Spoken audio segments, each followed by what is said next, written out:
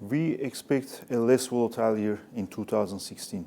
I mean, especially this year has been quite volatile, where we started with around 8% rates on market, and it climbed all the way above 10%. The 10-year bond yield reaching 11%, and it's quite a high level.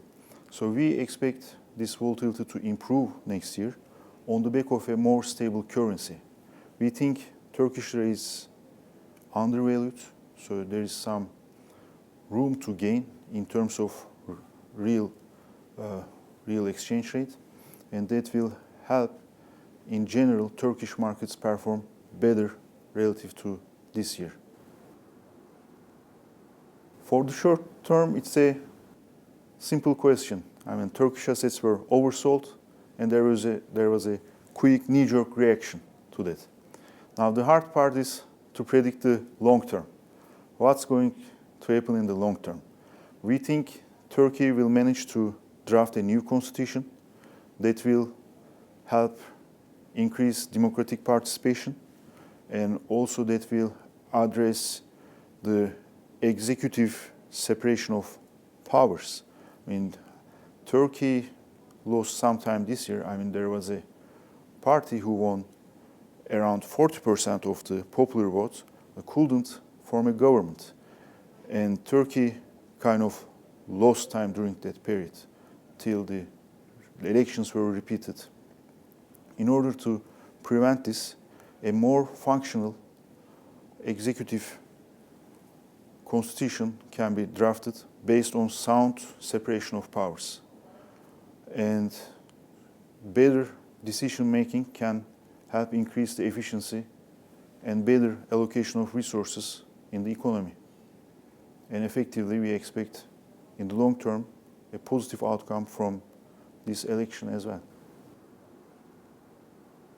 Lower oil prices are a positive for Turkey because oil prices work on two channels in the economy. First of all, we have our external balance. We are an energy importer country, and our import will decrease. On the other hand, it's also inflationary. Oil prices are inflationary, and lower oil prices means a better disinflation process. It is obvious that inflation is currently running above the target rate. On the other hand, there is some disinflation working in the background through these oil prices. I mean, currently this high inflation is attributed to the exchange rate depreciation and volatile food prices.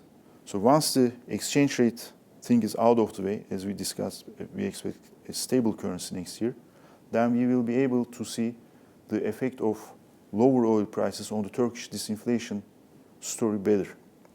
And also there is this food commission. It's not part of the topic of this discussion, but there is also food commission newly established that will help to curb the volatility of food prices. And in general, both on our external balance and price stability terms, lower oil prices will help Turkish economy. I think it was a great opportunity to bring and introduce Sukuk in Turkey. It's quite a new investment product in Turkey, and that can allow to deepen the market, increase the investor base, and help Turkish assets get priced better, I think. I mean, Sukuk has a long way to go in Turkey. It's just taken off and probably will contribute to Turkish savings gap, first of all, with more people bringing their sources or funds into the capital markets.